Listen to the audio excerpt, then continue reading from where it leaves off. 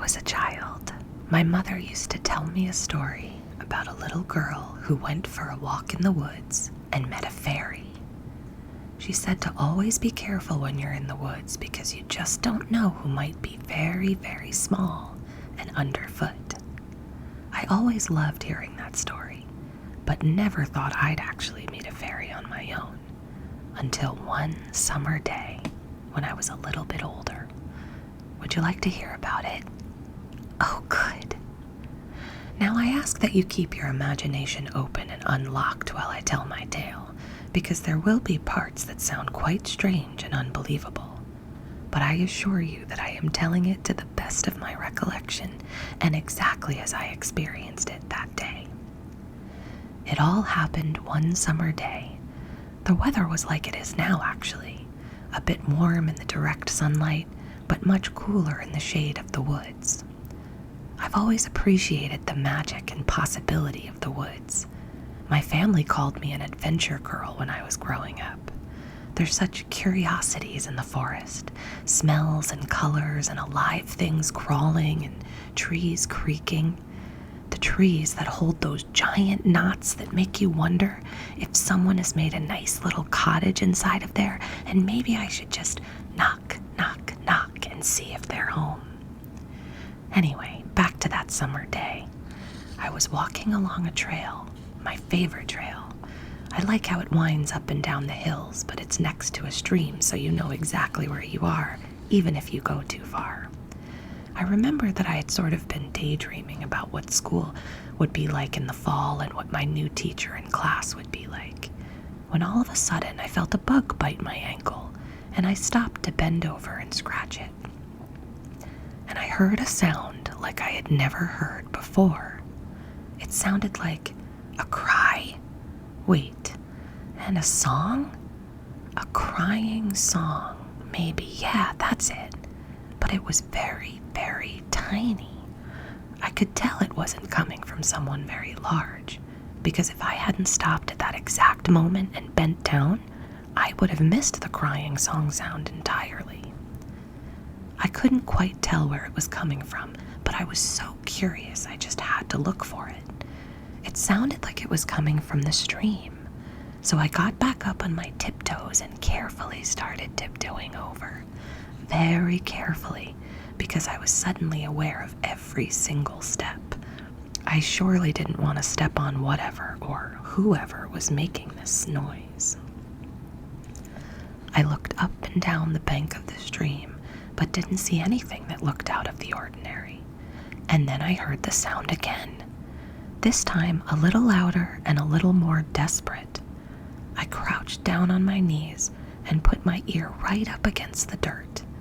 I thought maybe I could hear its footsteps or movement, and then I would know where to look. As I laid my face down on the ground, I had closed my eyes to really focus on the sounds, but I didn't hear the sound again. I was really starting to think I had made this all up in my head, and really I should stop daydreaming because it was clearly becoming a problem, and there's nothing in the woods that's unusual, and you're just making things up in your mind, and your imagination has gotten the best of you, and I stopped right there, because as I opened my eyes, something started to come into focus. Something very small a few feet in front of me. Not something, someone. The blurry edges came into focus, and I could hardly believe my eyes. There, on the top of a floating green maple leaf, was a little small girl. She was laying on her side and was wearing what looked like a dress made of moss, only very, very tiny. She had long, light brown, straight hair that was pretty messy, like it hadn't been brushed in forever and was always getting in her eyes when she played. But what caught my attention was what I saw under her hair, by her shoulders. I could see something, sort of, flutter. What was that? As she shifted her weight to prop herself up on her arms, I could see two things very clearly. One, she had wings. Wings! Beautiful, transparent, with a blue-green hue, almost like a spider web, but stronger material maybe. As As she moved, they fluttered so quickly they almost became invisible. But they were there, and I had seen them. And 2, she was injured or ill, because every move made her wince in pain. I could tell I must have really shocked her as well. I can't imagine the sight I must have been, 100,000 times her size, just a giant blinking eyeball staring right at her. We sort of just stared at each other, wide-eyed in disbelief for a moment, and then she winced again and made the sound, the crying song sound. "Are you hurt?" I whispered. I had to whisper. I was too afraid to speak in my regular voice because I thought I might blow her right off the leaf. She looked up at me with a quizzical expression. I wasn't sure if she spoke my language, or any language for that matter. What did I know of small little winged girls in the forest before that day? Not much of anything, that's for sure. But suddenly, her expression shifted, and she said, very quietly, so quietly in fact that I had to lean very close to the edge of the stream to hear her. "I've lost my way home, and I think my wing is injured."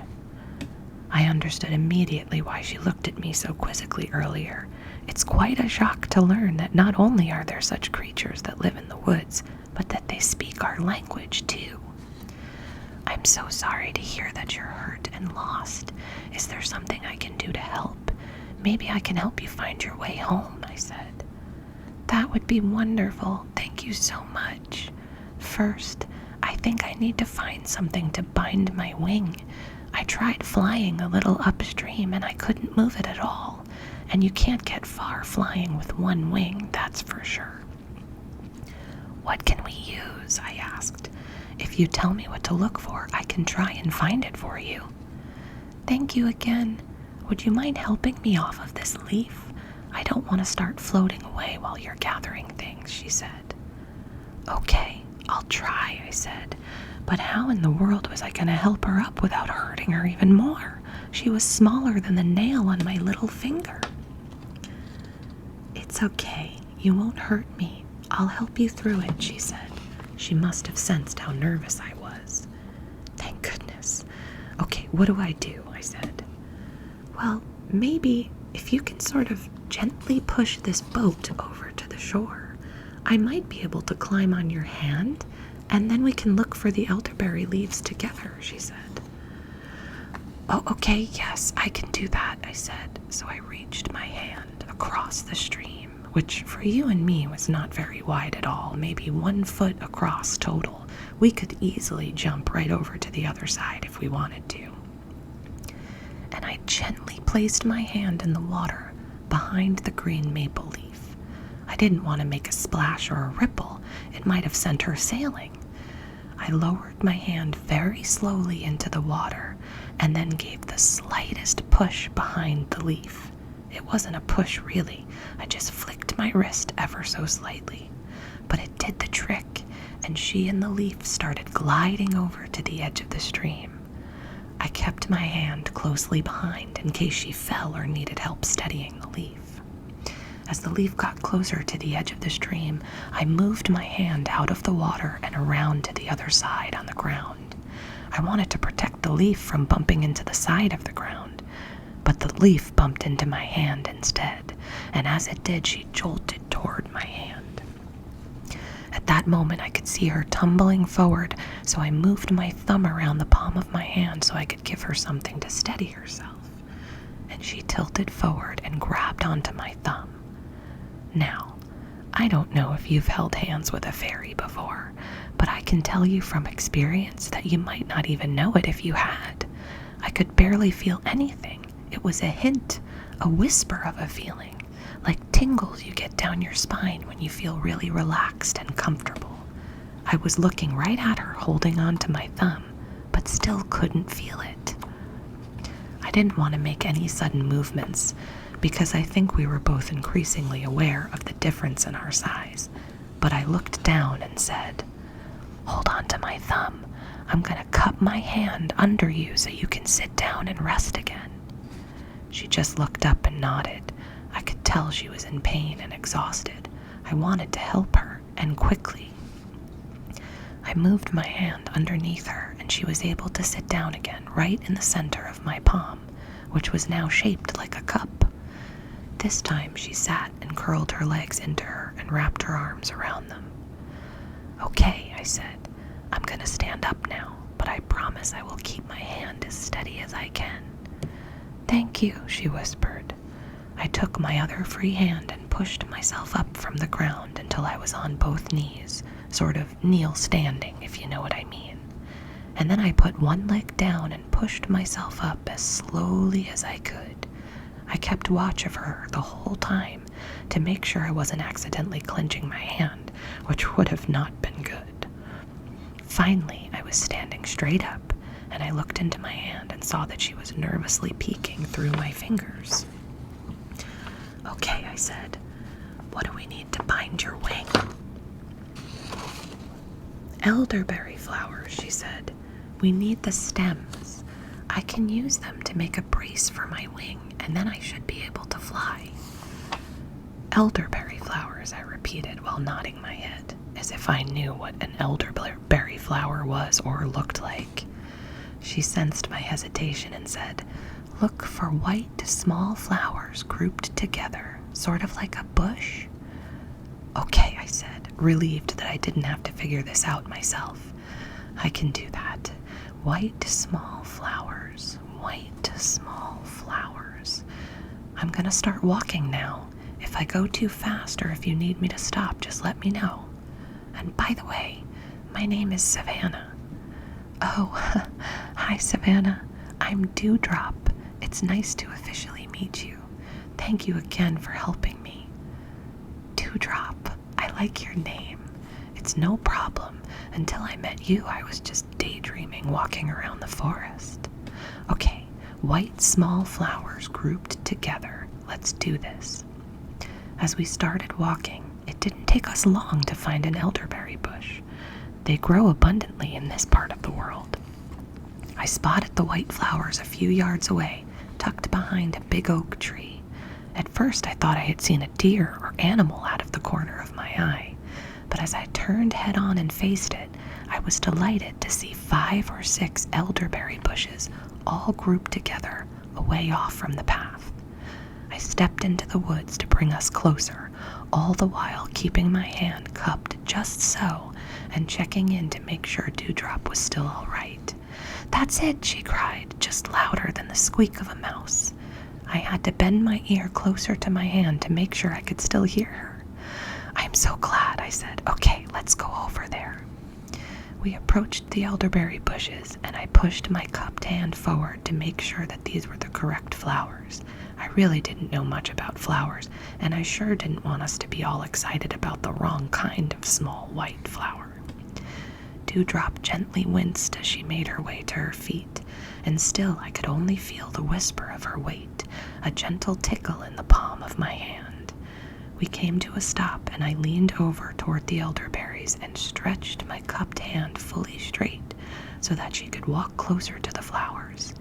Even with an injured wing, she walked so gracefully and with such balance and came to rest on the very tip of my middle finger.